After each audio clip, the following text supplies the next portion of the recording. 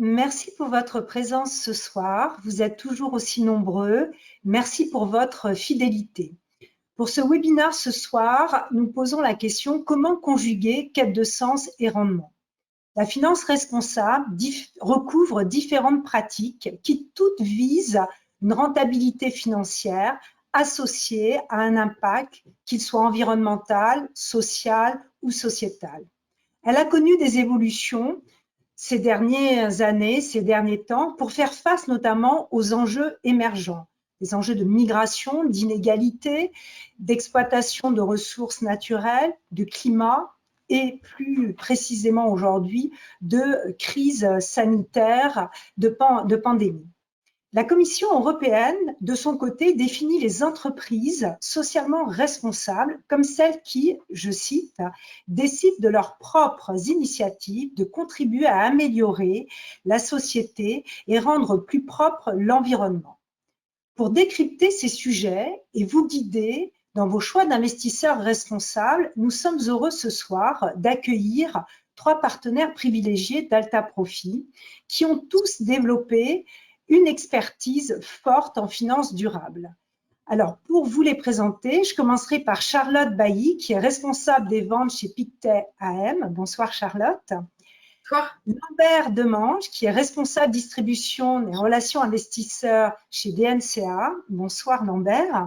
Et Maxime Vanneau, responsable relations investisseurs chez Natixis IM, représentant également les maisons Mirova et Thematics. Bonsoir Stéphane.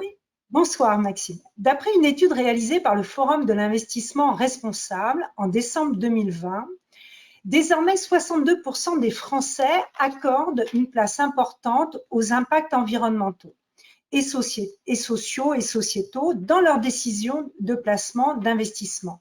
Mais ils sont cependant seulement 5% à avoir investi dans l'ISR. La crise de la Covid-19 a accéléré la tendance, soutenue également par la réglementation. En 2019, la loi Pacte impose aux assureurs de proposer à l'intérieur de leur contrat d'assurance vie des produits ayant obtenu le label ISR. On sent cette quête de sens forte et réelle.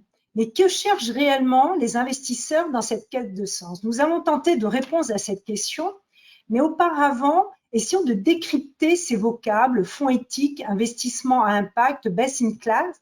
Qu'est-ce que ça veut dire? Maxime, est-ce que vous pouvez déjà nous donner quelques clés de lecture sur ces termes que l'on voit ou que l'on peut lire ici et là?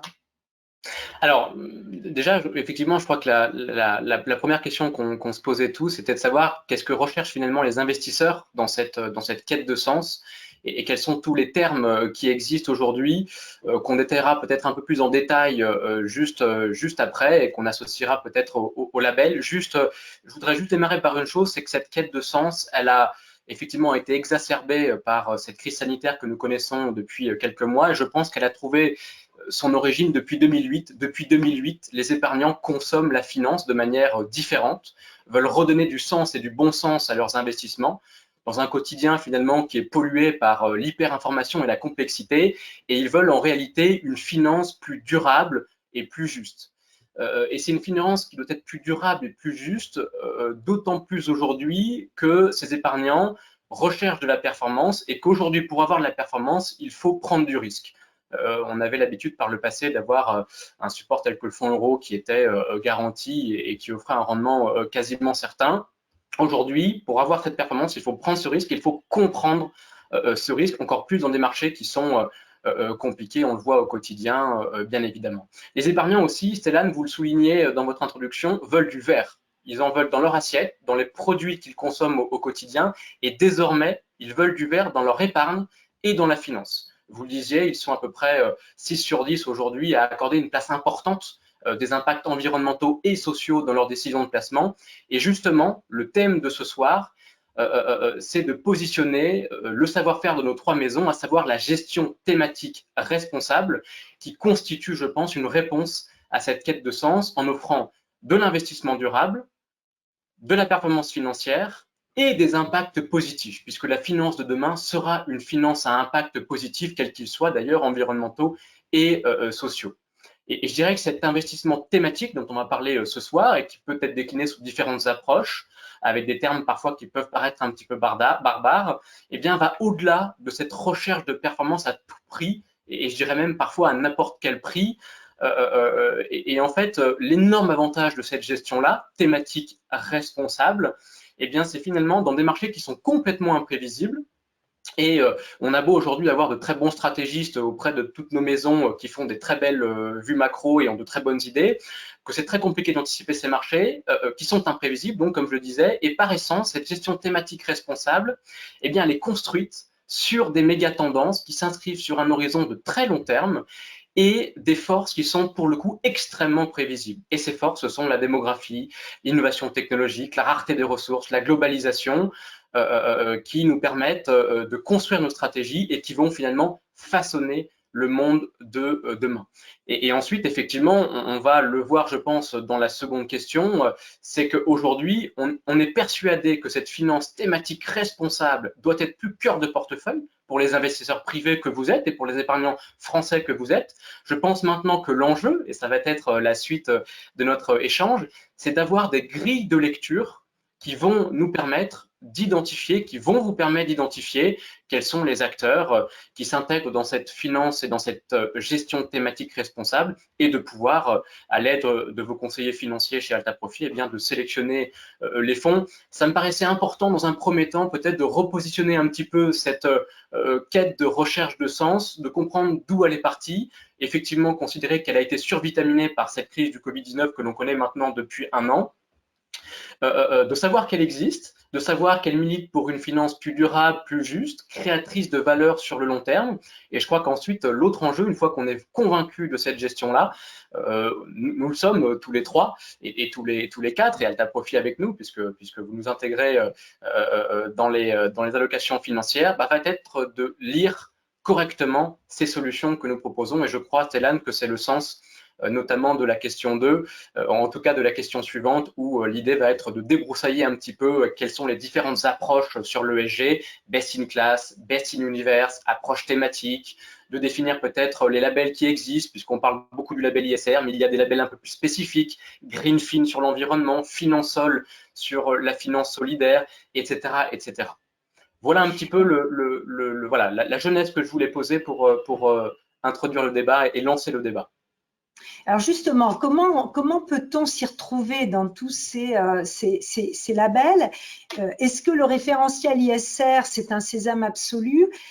Comment reconnaître un label qui est fiable et qui va véritablement nous garantir aux investisseurs que son placement aura eu cet impact vertueux? Sur ces différents labels, Lambert, est-ce que voilà, vous voulez nous en dire un petit peu plus? Bien volontiers. Alors, avant de rentrer dans les différents labels existants, je crois qu'on va peut-être expliquer quels sont les acronymes que l'on peut employer lorsqu'on parle de finance responsable. La première d'entre eux, c'est les critères ESG, les critères d'intégration ESG, parfois on entend également. Il s'agit simplement de critères que l'on va analyser sur les aspects environnementaux, sociaux et de gouvernance des entreprises que l'on analyse. C'est-à-dire qu'on va analyser ces différents critères pour avoir bien, des aspects extra-financiers qui vont aider les gérants dans les prises de décision à investir dans des sociétés qui ont de bonnes réputations dans les domaines environnementaux, sociétaux et de gouvernance. Et cette intégration des critères ESG eh bien, nous permet de définir des stratégies d'investissement responsable, socialement responsable. C'est l'enjeu des fonds ISR. Et donc, il y a aujourd'hui tous les fonds qui ont une stratégie de l'investissement responsable ont l'intégration des critères ESG, mais l'inverse n'est pas forcément vrai.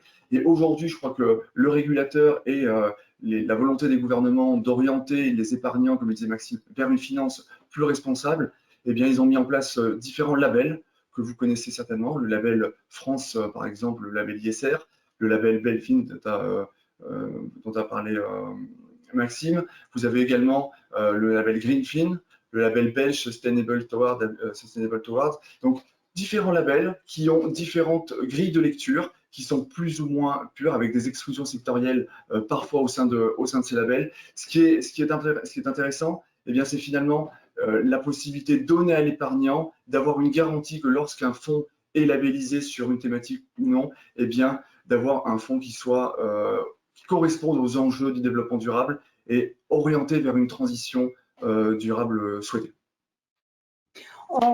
Vous évoquiez donc les fonds thématiques. Charlotte, peut-être que vous voulez nous en dire un petit peu plus, qui apportent un autre prisme. Oui, effectivement. Alors, chez Pictet, nous, on utilise principalement 2 labels parmi ceux qui ont été cités, parce qu'ils nous paraissent tout à fait exigeants et pertinents.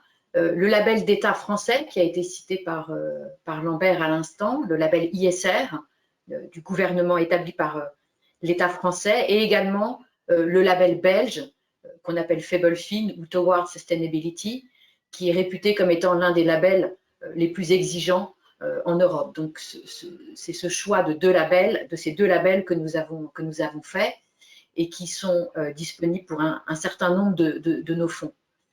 Ensuite, il est tout à fait possible d'avoir des gestions qui vont intégrer des critères ESG dans leur philosophie d'investissement, dans leur processus de gestion, sans pour autant que ces gestions soient labellisées. Je dirais que le label va être pratique, il va attester pour un investisseur privé, il va attester effectivement de l'intégration de ces critères E, S et G, mais pour autant, certains fonds qui ne sont pas labellisés intègrent également ces critères E, S et G.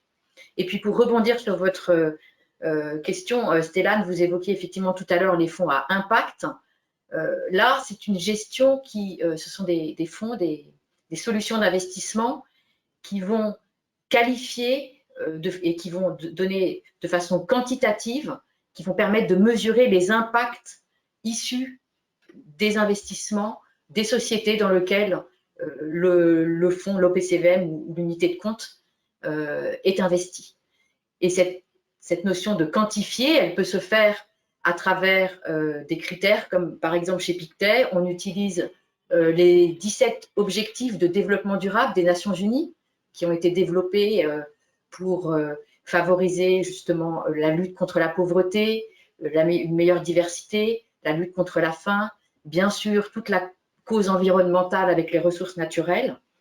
Voilà, et ces fonds d'impact, ils s'assurent que les sociétés dans lesquelles sont investis les OPCVM ont des modèles d'affaires qui cherchent à avoir un impact le plus favorable possible sur notre planète, en quelque sorte.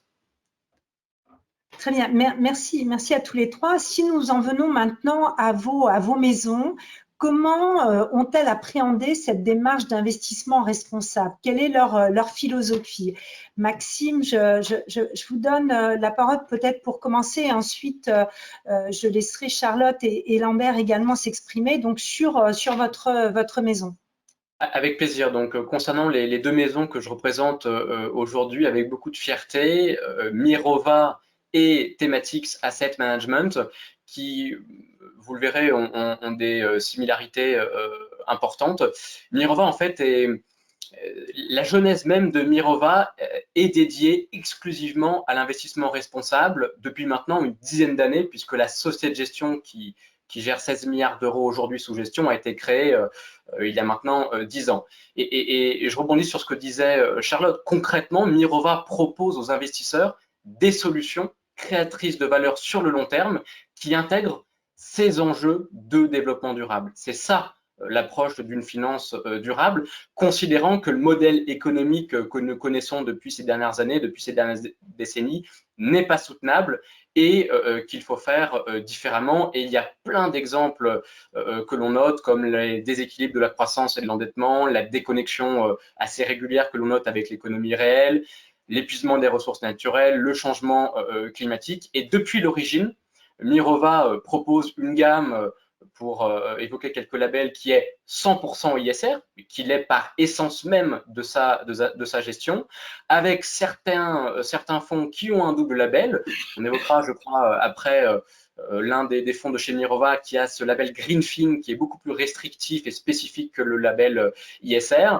Et on verra qu'il existe par ailleurs des critères d'impact, comme la trajectoire de réchauffement climatique, qui montre noir sur blanc avec la preuve, l'implication des gérants dans cette approche ESG et dans cette transition que l'on essaye tous de financer. Et côté thématiques AM, là l'idée est exactement la même puisque ce sont des gérants thématiques qui font ce métier depuis une quinzaine d'années. Et quand on est gérant thématique, on est investisseur de long terme et donc par essence investisseur responsable. Et il y a un exemple très simple qui m'a été évoqué par l'un des gérants.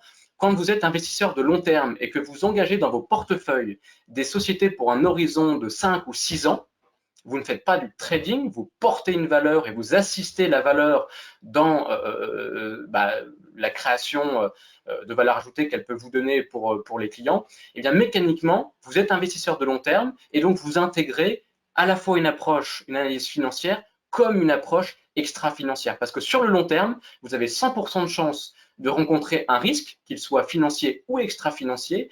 Et si ce risque en amont, vous l'avez analysé et identifié, le jour où il se produit, et sur le long terme, forcément il se produit, eh bien vous êtes beaucoup plus à même de réagir, d'être flexible et de réorienter votre gestion et d'avoir des résultats qui sont satisfaisants pour les épargnants. Et côté Pictet, Charlotte, la philosophie de la maison sur cette démarche? Alors, la philosophie, elle est quasiment évidente. Pour ça, il faut remonter sans doute à la genèse de Pictet. Je ne vais pas vous faire toute l'histoire de Pictet. Hein. Le groupe a été créé en 1805. C'est un groupe qui a la particularité d'être détenu par des personnes physiques uniquement, un groupe non coté qui ne subit pas les pressions des actionnaires, totalement indépendant, et surtout un groupe qui se transmet de génération en génération. Et c'est ça l'essence même de notre modèle d'affaires. Et donc, je dirais que l'investissement durable et bénéfique pour les générations à venir fait partie de notre ADN, en quelque sorte, c'est assez évident. Je donnerai quelques exemples qui me paraissent assez significatifs. Au niveau du groupe Pictet, déjà, on a, à partir des années 2000, décidé de diminuer de 40% nos émissions de CO2 pour atteindre la neutralité carbone. Donc, on est depuis l'année dernière neutre en carbone au niveau du groupe Pictet. Pour l'image, je dirais qu'on a construit une installation de plus de 600 mètres carrés sur le toit de notre siège à Genève. Donc, 600 mètres carrés de panneaux photovoltaïques. C'est la plus grosse installation de photovoltaïque privée en Suisse. On a également utilisé la chaleur des ordinateurs pour chauffer nos bâtiments. Et en termes d'investissement, nos premiers investissements, ils remontent aux années 1990 à peu près, où on avait été assez novateur en lançant des fonds gérés de façon durable et ISR. À l'époque, c'était pour des caisses de retraite. Et puis ensuite, on s'est lancé dans la grande aventure des fonds thématiques. On a été effectivement les pionniers et les leaders pour avoir cette idée, tout simplement, avoir cette vision long terme de la gestion thématique qui, comme le disait Maxime, s'appuie vraiment sur ce qu'on avait appelé à l'époque les méga tendances, donc ces grandes tendances de long terme qui façonnent notre civilisation, nos sociétés et qui sont effectivement les enjeux de demain, avec les exemples que citait Maxime sur la démographie, bien sûr sur la raréfaction des ressources naturelles, sur les enjeux en termes d'innovation et de technologie. Et donc cette gamme thématique, aujourd'hui, bon, elle a débuté, pardonnez-moi, en 2000 avec la création d'un fonds que beaucoup d'entre vous connaissent, qui s'appelle Pictet Water, donc un fonds qui investit sur le thème de l'eau. Et puis on l'a décliné ensuite sur une quinzaine d'autres investissements thématiques, comme par exemple le fonds Pictet Clean Energy qui investit dans la transition énergétique, ou le fonds Pictet Timber qui va investir dans les sociétés qui gèrent et qui exploitent des forêts de façon durable. J'insiste sur le fait que cette gestion thématique, elle est mondiale. Les enjeux thématiques, environnementaux, sociaux et de gouvernance sont des enjeux mondiaux, qui ne s'arrêtent pas aux frontières de l'Europe. Voilà, et on est assez fiers effectivement aujourd'hui d'être vraiment positionné comme leader et pionnier sur ces idées d'investissement. Pour vous donner un ordre d'idée, aujourd'hui, la gestion thématique chez Pictet, c'est 45 gérants et environ 50 milliards d'actifs sous gestion uniquement en gestion thématique, puisque le groupe Pictet, au total, on gère chez Pictet Asset Management un peu plus de 200 milliards d'euros au sein de nos différents fonds. Et Lambert, pour la société DNCA. Absolument. Nous, chez DNCA, on est une société de gestion donc, fondée par des spécialistes d'une approche patrimoniale de la gestion.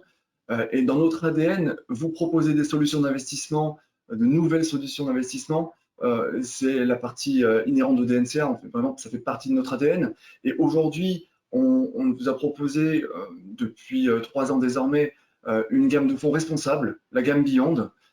Et aujourd'hui, cette gamme, elle s'appuie, pour aller plus loin dans le détail, elle s'appuie sur un modèle propriétaire qui repose sur un concept que vous connaissez, le concept de couple rendement-risque. C'est-à-dire qu'on va aller chercher les entreprises qui offrent le plus d'opportunités avec un risque qui nous semble maîtrisé.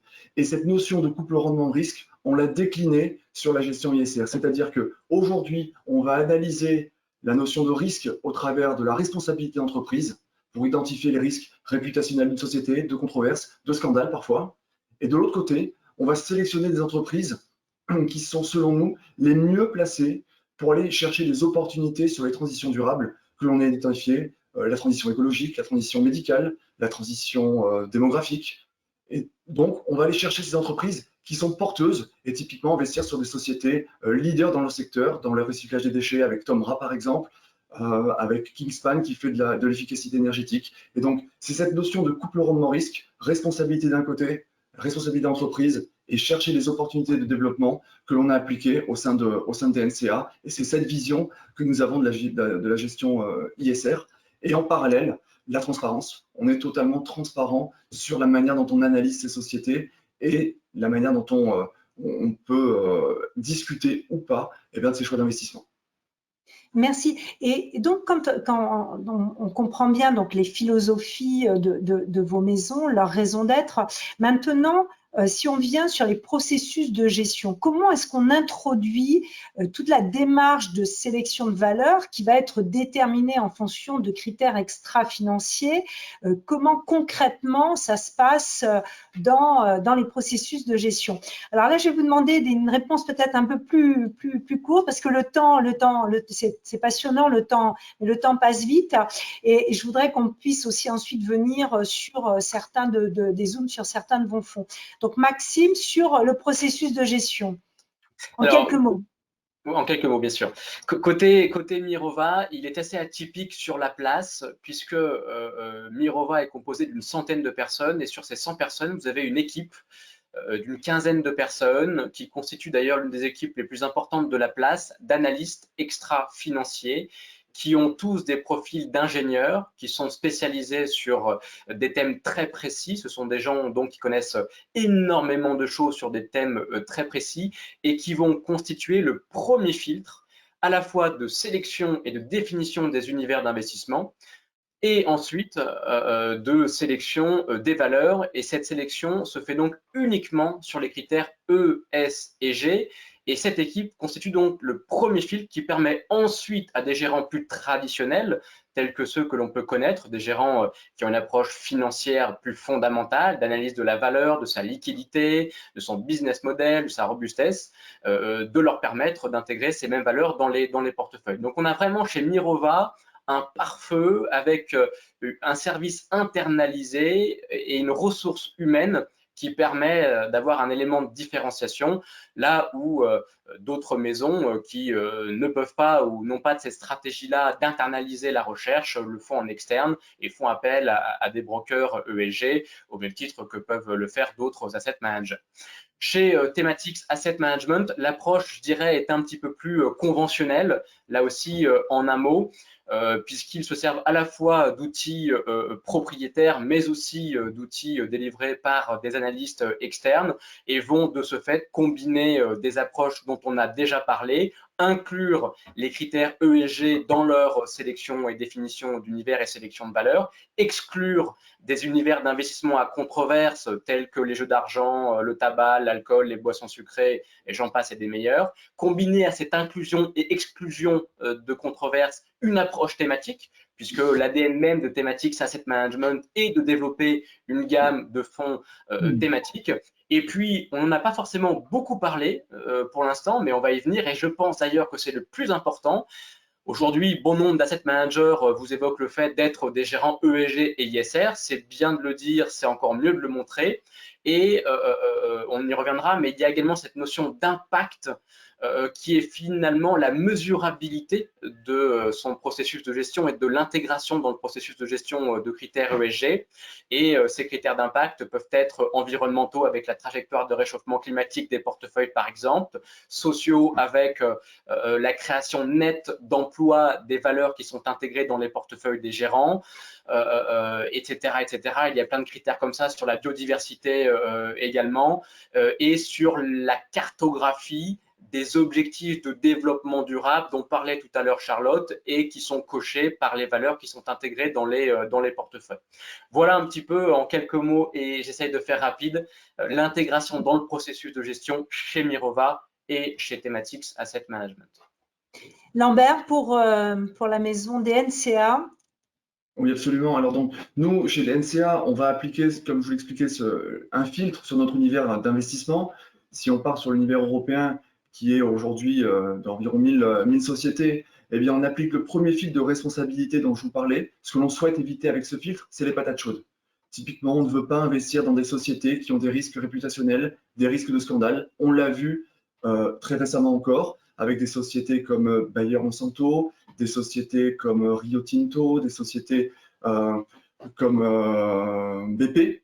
S'il y a un scandale, le cours de bourse en est immédiatement impacté. Et nous, on ne souhaite pas que nos investisseurs soient impactés par ce type de scandale. Et donc, on essaye d'identifier les sociétés qui représentent un risque. Ça ne veut pas dire que le risque va se matérialiser, mais on essaye d'identifier ce risque et on exclut les sociétés qui nous paraissent avec un risque de responsabilité élevé avec ce premier critère. Le second critère, le filtre de transition, eh bien, on va sélectionner les acteurs qui nous paraissent les mieux placés sur les transitions durables que j'évoquais, par exemple avec des sociétés comme Givaudan en chimie, dans Tomra sur le recyclage des déchets, par exemple, qui est leader et qui a des carnets de commandes qui sont très remplis, très conséquents, parce que même si on est pour ou contre tout ce qui se passe sur le climat, eh bien, je crois qu'aujourd'hui, la réglementation, elle va en ce sens, et des acteurs comme Tomra qui recyclent les déchets sont des acteurs eh bien, qui sont incontournables aujourd'hui et dont les sociétés, enfin,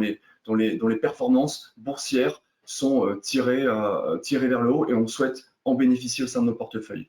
Donc vraiment, c'est aller sélectionner des entreprises qui nous semblent pertinentes et qui sont responsables. Ce que l'on souhaite éviter, et je vais tirer une caricature un peu large, mais c'est un acteur qui soit investi par exemple sur les photovoltaïques, qui produirait des panneaux photovoltaïques, donc on est absolument d'accord, mais on souhaite également éviter si cet acteur, eh bien, il fait travailler des enfants en Chine par exemple. Je tire le trait volontairement, mais c'est vraiment cet axe de responsabilité d'entreprise que l'on regarde avec attention chez DNCA. Donc, aller chercher de la transition durable là où il y a des opportunités, et éviter les risques associés sur ces entreprises.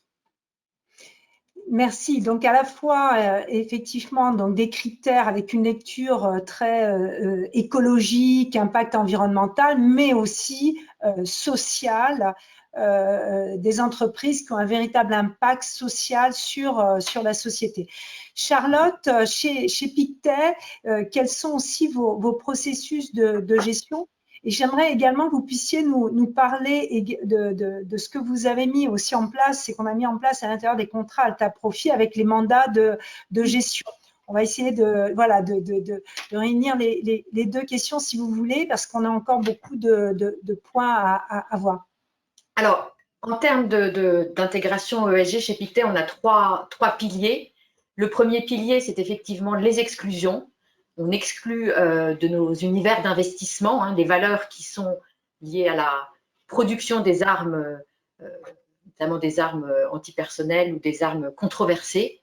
On exclut également les sociétés qui ont une part importante de leur activité qui est liée au charbon. On peut, pour certains fonds thématiques, rajouter des exclusions comme l'exclusion des jeux d'argent, l'exclusion des activités liées aux énergies fossiles et enfin, tout ce qui a trait au tabac. Ensuite, une fois que ces exclusions ont été établies, on arrive au deuxième niveau, qui est effectivement que nos gérants chez Pictet ont accès à des bases de données très enrichies et qui font preuve d'une recherche approfondie sur des critères ESG. On n'a pas de dogme chez Pictet. On ne souhaite pas avoir des équipes qui imposent un dogme en fait à nos gérants. Donc ces gérants, ils vont se nourrir de ces informations ESG qui sont mises à leur disposition, et ensuite ils vont, permettez-moi le mot anglais, challenger en fait les sociétés qu'ils rencontrent pour les interroger sur leur approche ESG, sur l'intégration de ces critères au sein de leurs activités.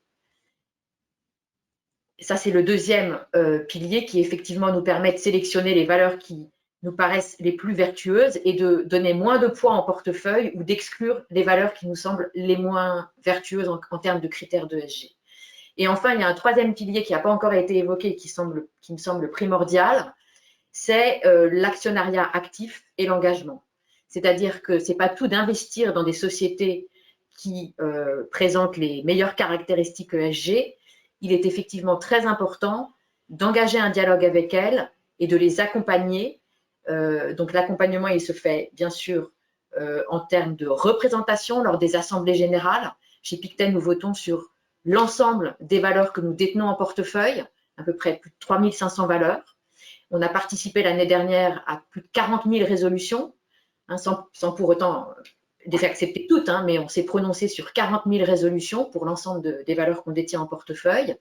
Et puis, il y a une deuxième étape, et qui est à mon sens tout aussi importante que l'investissement, c'est l'engagement. C'est-à-dire, c'est établir un dialogue avec une société pour laquelle on pense qu'il y a un potentiel d'amélioration de certains de ces critères E, S ou G. Et ça, vous avez du poids quand vous êtes un actionnaire important et quand vous êtes un actionnaire de long terme. Vous pouvez engager ces dialogues. C'est ce qu'on a fait, par exemple, pour vous donner un exemple, avec une société allemande qui construit des bâtiments et des immeubles pour les particuliers et qui les loue.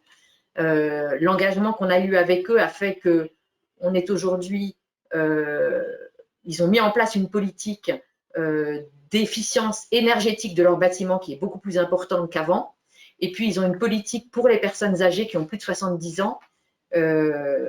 En clair, ils sont beaucoup plus tolérants et ce n'est pas des personnes auprès desquelles ils mettront fin à un bail de location aussi facilement que si c'était des jeunes en activité. Et puis, pour citer trois valeurs qui attestent effectivement de nos investissements ESG, je citerai Xylem, qui est une société nord-américaine qui fait des filtres pour tout ce qui est traitement des eaux usées et des eaux sales, donc qui fait partie de cette chaîne de l'eau que l'on retrouve au sein de Pictet Water et qui permet d'améliorer la qualité de l'eau. Je citerai également Rayonier, qui est une société nord-américaine qui détient et qui gère des forêts de façon durable. Et puis enfin Kingspan, qui est une société irlandaise qui produit des panneaux isolants pour les logements et qui améliore par là l'efficacité énergétique des bâtiments.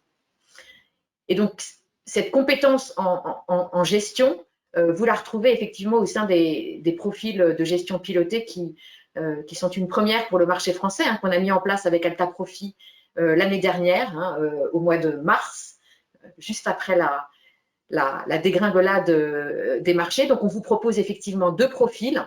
Un profil flexible qui va avoir une gestion action de 0 à 60% en fonction de notre vue des marchés, et un profil conviction qui va avoir une possibilité d'exposition au marché action de 0 à 100%. Voilà, ça nous paraît important au sein de ces profils. Ce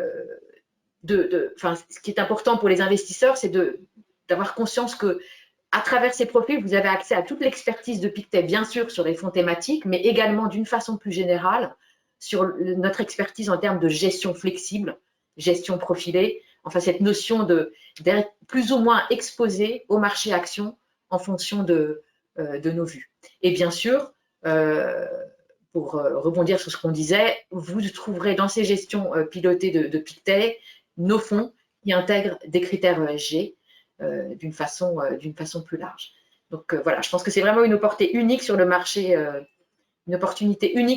français, et on est très heureux de cette collaboration avec Alta Profit.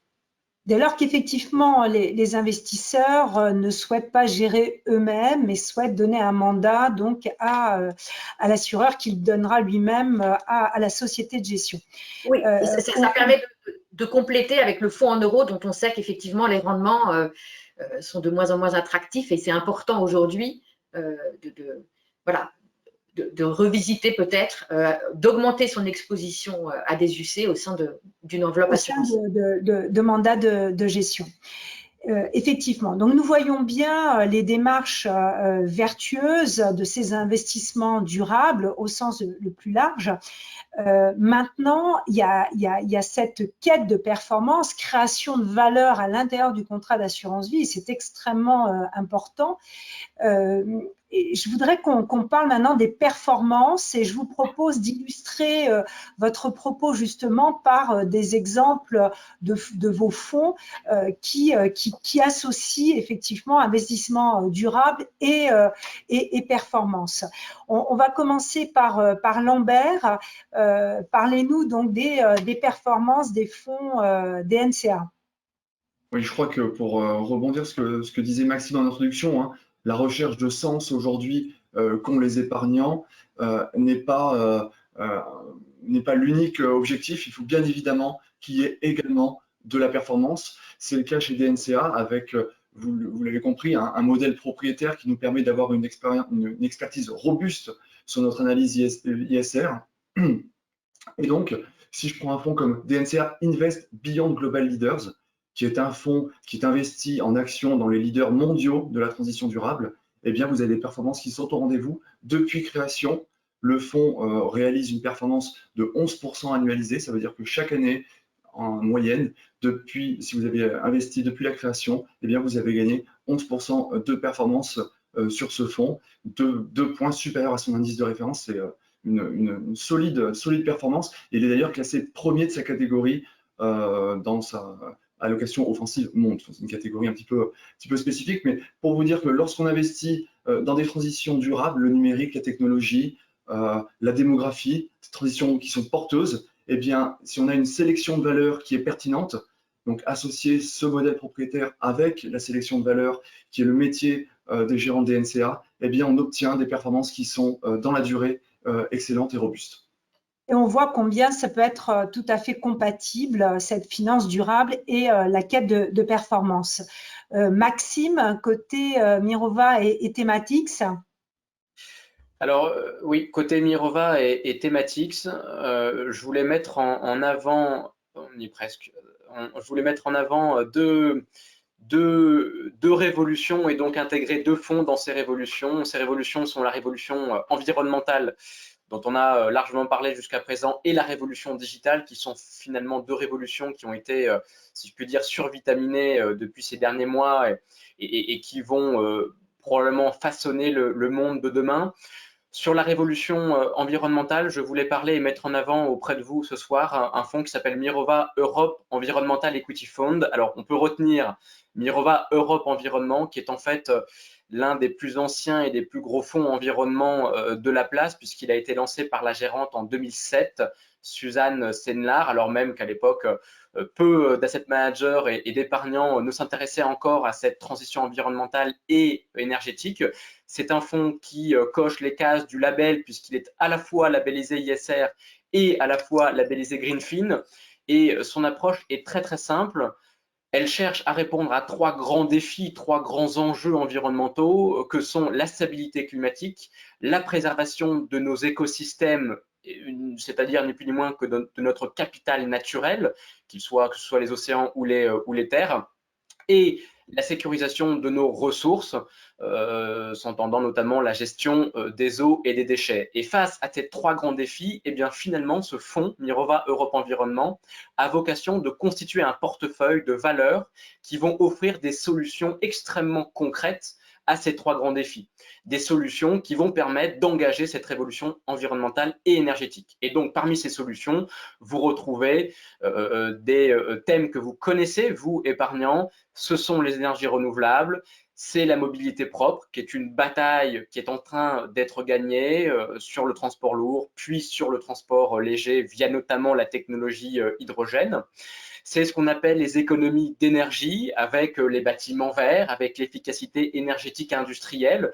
On a la chance d'avoir une pépite française dans le portefeuille qui s'appelle Hoffmann Green Cement, qui est une cocorico, une valeur française qui propose un ciment à froid qui est 5 fois moins émissif que le ciment traditionnel.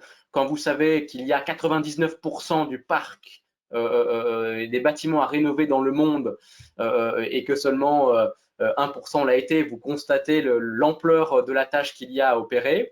Et donc, à côté de ces énergies renouvelables, cette mobilité propre, cette efficacité énergétique et ces bâtiments verts, vous retrouvez 2 autres thèmes sur ce que l'on appelle aujourd'hui l'économie circulaire. C'est d'une part la gestion des eaux et des déchets, et c'est d'autre part l'utilisation durable des terres, autrement dit une agriculture durable. Donc c'est un fonds qu'on met beaucoup en avant, qui a présenté de très belles performances ces dernières années, notamment en 2020. Et ça me permet de faire la transition avec thématique, c'est que vous donner un mot sur 2020, c'est que on a à peu près connu toutes les configurations de marché en 2020, une baisse extrêmement soudaine et violente au printemps avec le démarrage de cette crise sanitaire, un rebond tout aussi imprévisible et violent au début de l'été suite au déconfinement et ce que l'on appelle dans notre jargon une rotation sectorielle à l'automne, c'est-à-dire des investisseurs qui passent d'un style de valeur à un autre style, et on a constaté que quelles que soient ces configurations de marché, eh bien, les performances ont tenu et ont été au rendez-vous. Et donc en parallèle de cette révolution environnementale qui est un profond changement structurel que vous, investisseurs, devez avoir dans vos allocations, j'en suis intimement persuadé, eh bien, vous avez cette révolution digitale. Et nous mettons à ce titre beaucoup en avant côté Thematics AM, un fonds sur le thème de la sécurité. Pourquoi? Parce qu'il est considéré comme étant le 4-4 de la gestion thématique, et ça veut tout dire. Il offre à la fois beaucoup de résilience et de croissance. Pourquoi? Très simplement là aussi, quand tout va bien, et heureusement, il y a des moments où tout va bien dans la vie, eh bien, les dépenses en sécurité, qu'elles soient pour les particuliers, les entreprises ou les gouvernements, sont 3 à 4 fois supérieures que d'autres dépenses. Et quand tout va moins bien, et on l'a connu très récemment, eh bien, quoi qu'il arrive, quelles que soient les conditions économiques, on ne coupe jamais ces dépenses en sécurité. On a donc ici un thème et une solution qui apporte, et c'est d'ailleurs moi comme ça que je résume la gestion thématique responsable, et je rebondis sur ce que disait un petit peu Lambert, c'est une gestion, cette gestion thématique responsable qui offre beaucoup de fiabilité dans la durée pour les investisseurs. Et je crois que ça, c'est extrêmement important de l'avoir à l'esprit et de le garder, parce que c'est avant tout ce que veulent voir les épargnants français. Voilà pour les 2 fonds, Mirova Europe Environnement et Thematic Safety sur le thème de la sécurité, qui affichent d'excellentes performances dans des configurations de marché qui sont extrêmement changeantes et tout à fait imprévisibles. Charlotte, pour Pictet, il y a des fonds sur lesquels vous voulez, donc au-delà des profils de gestion, vous voulez zoomer plus particulièrement pour nos épargnants? Oui, alors 3 fonds qui sont disponibles chez Alta Profit, 3 fonds qui ont le double label ISR français et belge. Un premier fonds qui est Pictet Clean Energy, qui a été lancé en fin 2006, début 2007, qui est un fonds sur la transition énergétique. La transition énergétique, c'est investir dans, bien sûr, les énergies propres comme l'éolien, le solaire, investir sur tout ce qui permet des véhicules électriques moins polluants. C'est également tout ce qui a trait à la protection, l'isolation, ce genre de choses.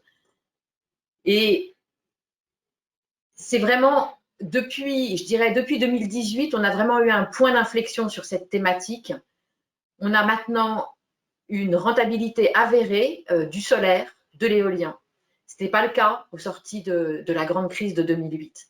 Et donc, on assiste vraiment à un véritable mouvement de fond avec, bien sûr, en toile de fond, ces tendances de long terme de raréfaction des ressources naturelles. Mais je crois que c'est appuyé véritablement aujourd'hui par les gouvernements, qu'ils soient nord-américains, chinois ou européens, de cette volonté, à la suite des accords de Paris, de migrer vers cette transition énergétique beaucoup plus propre. Donc ça, c'est un fonds qui a généré 40% de performance l'année dernière et qui, depuis le début de l'année, affiche une performance en euros de plus 10%. Donc je pense que véritablement c'est un incontournable et il a l'avantage d'être un fonds mondial, puisqu'effectivement, comme je le disais tout à l'heure, la transition énergétique, elle ne s'arrête pas aux frontières de l'Europe. L'autre fonds que je voulais évoquer avec vous, c'est le fonds Pictet Water, que vous connaissez sans doute pour certains d'entre vous, qui était vraiment notre premier fonds thématique lancé en 2000, qui investit sur toutes les valeurs qui contribuent à donner l'approvisionnement à l'eau au plus grand nombre, à limiter les pertes d'eau et le gaspillage et à traiter l'eau de manière, les eaux sales ou les eaux usées, de manière la plus efficace. C'est un fonds qui, depuis sa création en 2000, a généré une performance annualisée de 6%, de 6,8% pour être tout à fait précise aujourd'hui. C'est vraiment le fonds de portefeuille, je dirais, que vous laissez vivre en portefeuille et qui a un profil rendement-risque qui est un peu plus prudent que la thématique clean energy que j'évoquais avant. Et puis pour finir, si vous n'arrivez pas effectivement à faire le choix entre ces deux fonds, vous pouvez envisager un investissement dans notre fonds Pictet Global Environnement, qui est un fonds qui a la particularité d'adresser 7 limites au-delà desquelles notre planète ne doit pas aller si on ne veut pas la mettre en danger. Sans doute vous les citer, je citerai la biodiversité par exemple, je citerai bien sûr la raréfaction de l'eau, des ressources naturelles, l'acidification des océans, la pollution chimique. Voilà, donc ce fonds va avoir vocation à investir dans toutes ces sociétés qui permettent d'éviter de dépasser, je dirais, la ligne rouge dans ce type d'investissement. Donc c'est vraiment un fonds global et un fonds qui a un impact tout à fait important en termes d'investissement, qui a réalisé l'année dernière une performance de 25%. Il a une performance annualisée que vous pourrez consulter puisque le fonds a été créé en 2007 également et qu'il a depuis le début de l'année réalise une performance de 11% environ. Voilà, donc c'est vraiment 3 thématiques ESG, environnementales et qui sont complémentaires les unes des autres. Alors, merci beaucoup, merci pour ces zooms sur vos fonds. Avant de prendre les questions de façon très précise, donc là on a effectivement donc pour l'épargnant qui ne souhaite pas ou qui n'a pas le temps de gérer par lui-même donc des profils de gestion thématique, on a des zooms pour une gestion libre à l'intérieur du contrat assurance vie sur un certain nombre de fonds qui répondent à cette à la fois création de valeur mais aussi viser cet impact sur l'environnement. Que manque-t-il maintenant aux investisseurs pour sauter le pas? Quel est le conseil que vous leur donneriez?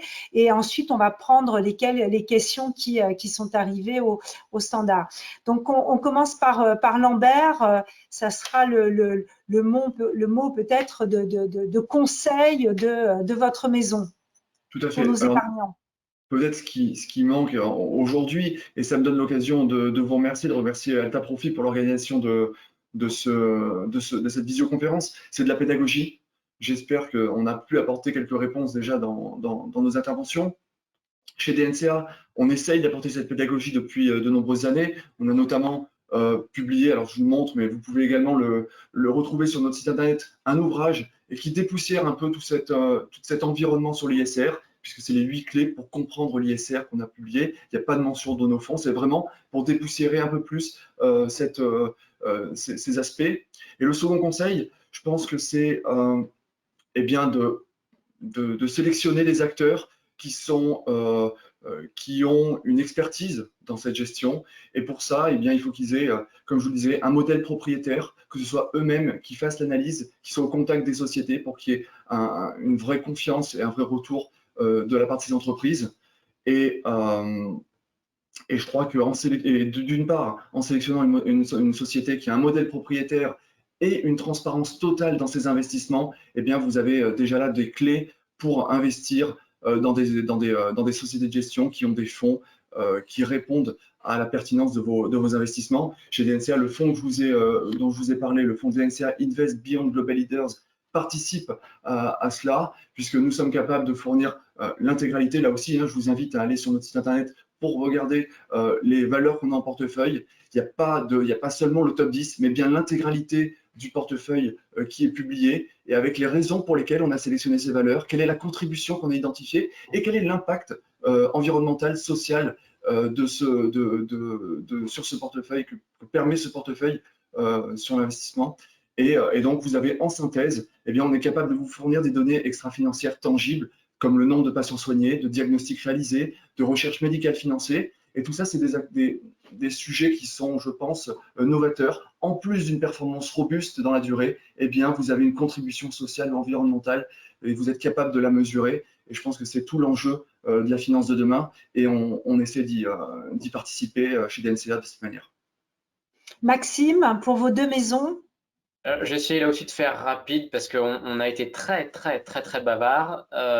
Moi, je suis persuadé, et Lambert l'a un petit peu dit, je vais très vite, et c'est très simple, qu'on doit avoir un vrai rôle de pédagogie, de formation pour démystifier l'investissement financier auprès des épargnants français.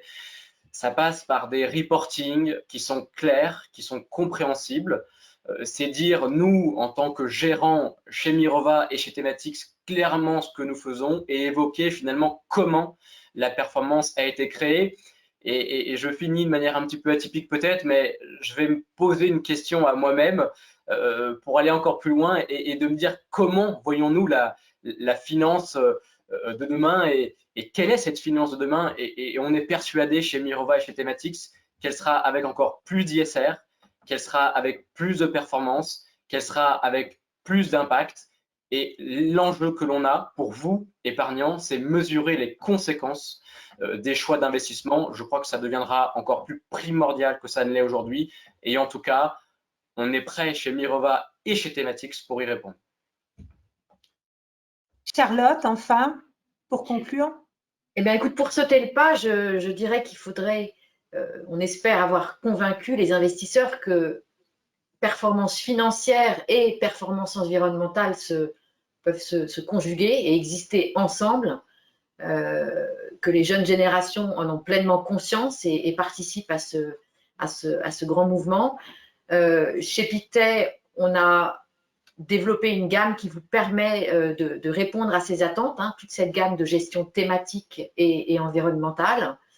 Je pense qu'effectivement, plus les investisseurs seront demandeurs de ESG au sein de leur portefeuille, c'est un cercle vertueux, plus les entreprises seront contraintes de prendre en compte ces contraintes ESG dans la façon dont elles développent leur modèle d'affaires. Donc je pense que c'est un cercle vertueux au sein duquel on a tous notre rôle à jouer. Merci à tous les trois. Merci d'avoir si bien parlé de vos maisons et de fonds. Nathalie, est-ce que nous pouvons prendre des questions? Oui, tout à fait. On va commencer avec des questions concernant les performances et les rendements. Une première question pour Charlotte. Concernant les mandats Pictet, est-ce que tous les fonds ils sont logés dans la gestion ISR? C'est-à-dire, est-ce que tous les fonds dans la gestion pilotée Pictet sont des fonds ISR?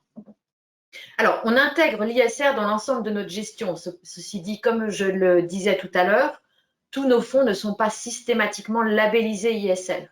On a dans ces mandats, dans ces gestions pilotées, certains fonds labellisés, notamment le fonds Global Environnement, si je ne me trompe pas aujourd'hui.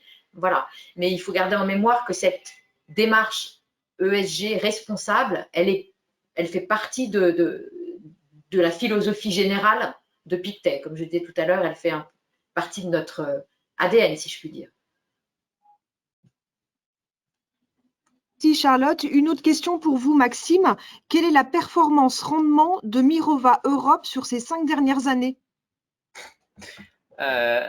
Alors, je peux plutôt vous la dire sur les 2-3 dernières années, même si la performance annualisée sur ces 5 dernières années doit être assez proche d'une dizaine de %. Je peux vous dire qu'en 2020, la performance de Mirova Europe Environnement était de 24 %. Je peux vous dire qu'en 2019, dans des marchés qui ont été porteurs et haussiers pour bon nombre d'asset managers, la performance affichée était de 33 %. je peux vous dire qu'en 2018, parce que c'est important d'évoquer toutes les configurations et avec ces 3 dernières années, on peut tout vous dire, la performance du fonds a été de moins 9% dans un marché action Europe qui a fait moins 11 ou moins 12. Et en fait, la conclusion de ces performances qui sont plutôt très très bonnes est la suivante. Ce sont des gérants actifs de conviction que vous payez, vous épargnants, pour générer de la surperformance. Et donc, je peux vous dire que Mirova Europe Environmental Equity Fund a su, sur les 3 et les 5 dernières années, générer de la surperformance pour vous, investisseurs. Une autre question plus large sur la performance. Que peut-on dire sur les performances des fonds ISR versus les performances des fonds non labellisés? Alors, les fonds ISR, il y en a justement qui sont ISR sans être labellisés. C'est effectivement, c'est un des points importants. Il faut avoir en mémoire qu'un fonds labellisé est bien sûr ISR, mais un fonds non labellisé peut aussi avoir une démarche ISR. Et ensuite, c'est effectivement, tout ce qu'a montré, il y a eu une vraie refonte en fait à l'issue de la grande crise de 2008. On a intégré des caractéristiques financières dans la façon dont on appréhendait les sociétés. Est-ce qu'elles avaient beaucoup de leviers? Est-ce qu'elles faisaient des croissances organiques ou pas? Et depuis, c'est vrai qu'on a depuis 10 ans, maintenant 10-12 ans, des gestions à la fois ISR ou labellisées ou non labellisées qui en termes de performance, génère des performances tout à fait satisfaisantes. Et c'est pour ça qu'on vous dit que c'est désormais possible de conjuguer investissement performant sur le plan financier et investissement ISR ou ESG. Merci. Une question plus générique. Le gouvernement français parle beaucoup ces jours-ci des pistes d'évolution du référentiel français de l'ISR. Comment allez-vous intégrer ces éléments dans votre société et d'un point de vue opérationnel dans la gestion des fonds? Qui est-ce qui veut répondre? Maxime ou Lambert? Non, simplement, nous, on est en adéquation avec les modalités d'obtention des labels et effectivement, elles sont révisées. Un label, il n'est pas attribué à vie pour un fonds. Si je prends l'exemple du label français, il est attribué pour une période de 3 ans et il est revu de manière périodique durant ces 3 ans. Donc, on peut effectivement perdre un label. Et si les conditions d'obtention, qui sont des caractéristiques très spécifiques, de l'ordre il peut y avoir des exclusions sur certains secteurs, c'est vraiment très particulier. Si les conditions venaient à être modifiées, eh bien, on ajusterait nos investissements pour répondre aux besoins de ce label et cette labellisation. Une autre question, peut-on investir dans les pays émergents tout en ayant une logique ESG? Oui, absolument. On peut. Effectivement, vous avez notamment la Chine. La Chine a fait… alors, il faut être très sélectif dans son choix de valeur et ça, c'est tout le travail de nos gérants. Il faut savoir que la Chine est très, très ambitieuse en termes de neutralité carbone. Elle s'est fixé un horizon de neutralité carbone d'ici à 2060. En Europe, c'est 2050. La Chine construit énormément d'infrastructures d'énergie renouvelable. La raison, elle est simple, elle n'a pas de pétrole. Donc oui, on peut trouver des valeurs émergentes qui sont ESG dans leur approche. Il faut néanmoins savoir être tout à fait sélectif. Justement, on a une question sur la neutralité carbone, donc j'en profite. Quel support d'investissement privilégié sur le thème de la neutralité carbone? On est typiquement dans ce que l'on a évoqué ensemble cette dernière heure. Déjà, qu'est-ce que la neutralité carbone? Et c'est finalement avoir une balance qui soit à peu près équilibrée entre les émissions de gaz à effet de serre et de carbone qui sont réalisées et les puits de carbone qui existent pour capter ce CO2 ou des solutions qui permettent d'éviter trop d'émissions. Et donc, Charlotte l'évoquait, cette neutralité carbone, elle s'est engagée en France, en Europe et aux États-Unis. et elle est directement, je dirais, imputable à des fonds liés à cette fameuse transition environnementale et énergétique dont on a pu vous parler au cours de ces dernières minutes.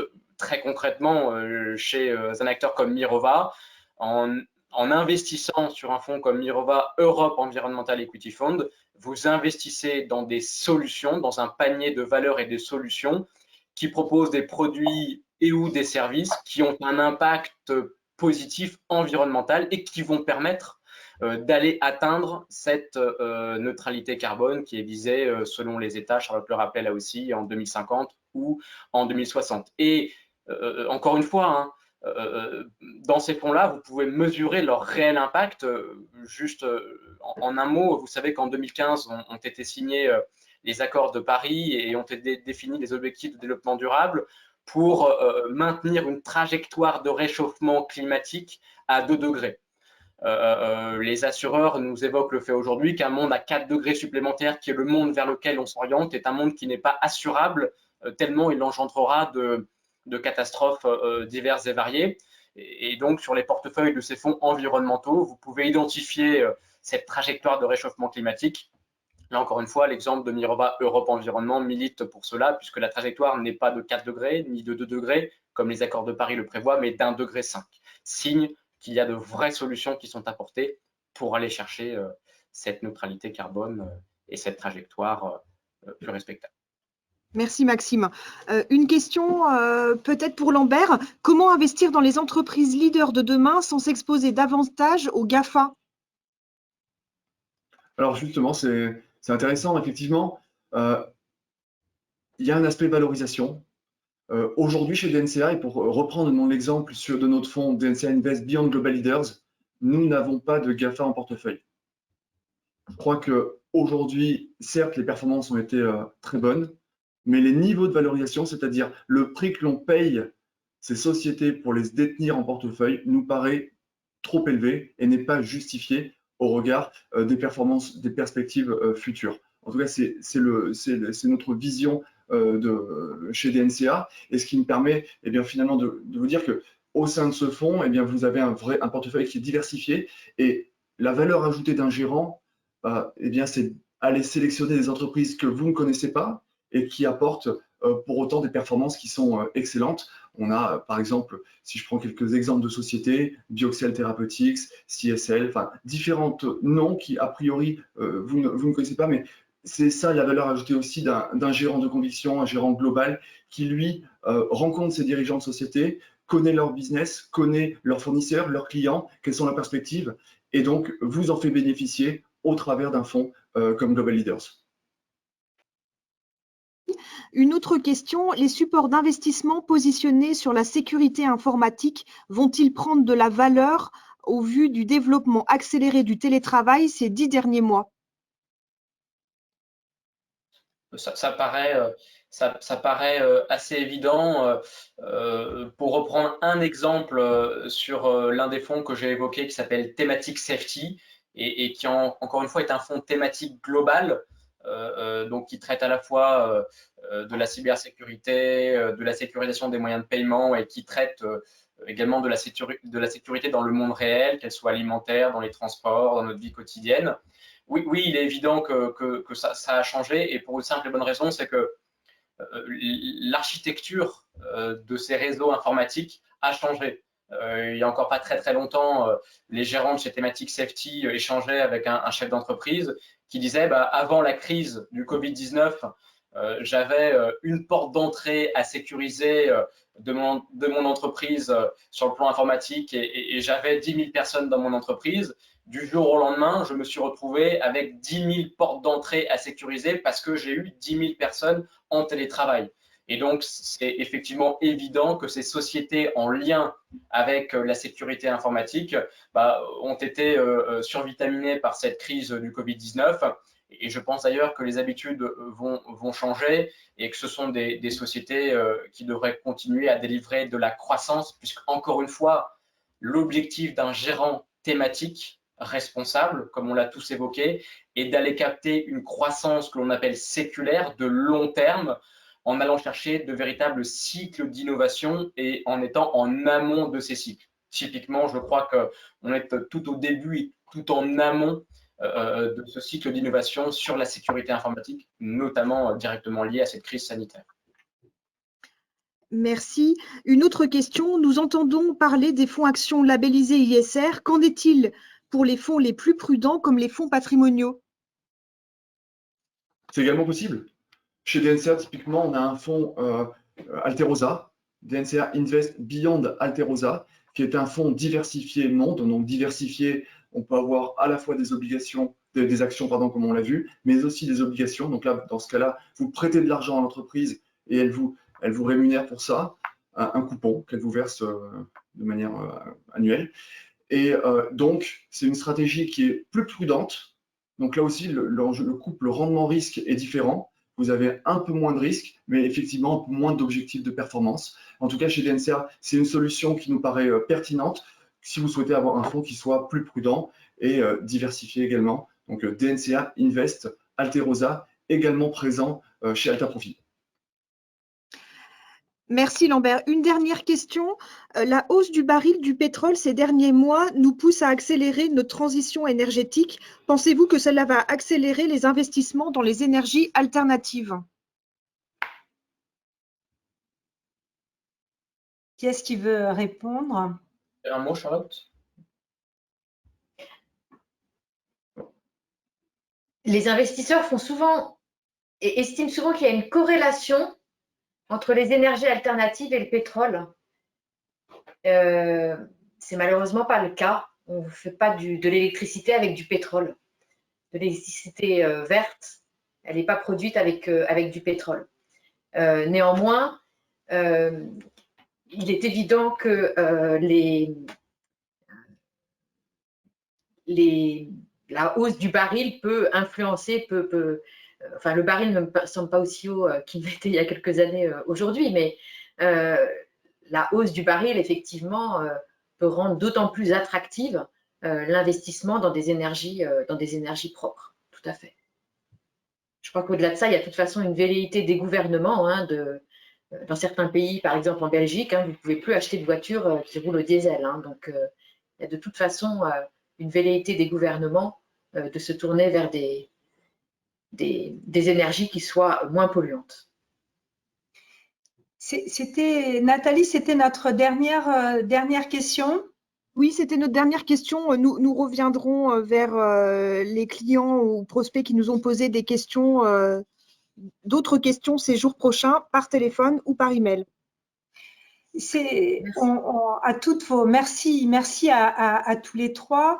C'était effectivement donc intéressant d'avoir ce décryptage, avoir les visions, les stratégies de vos maisons. Ce que je retiendrai, c'est cette dimension de pédagogie qu'il faut effectivement, c'est un exercice auquel nous professionnels nous devons nous prêter, et la transparence à la fois sur les processus de gestion, la façon dont on introduit ces critères extra-financiers dans les processus pour que nos épargnants soient certains que leurs placements répondent vraiment à leurs attentes en termes de chercher du sens dans leur placement.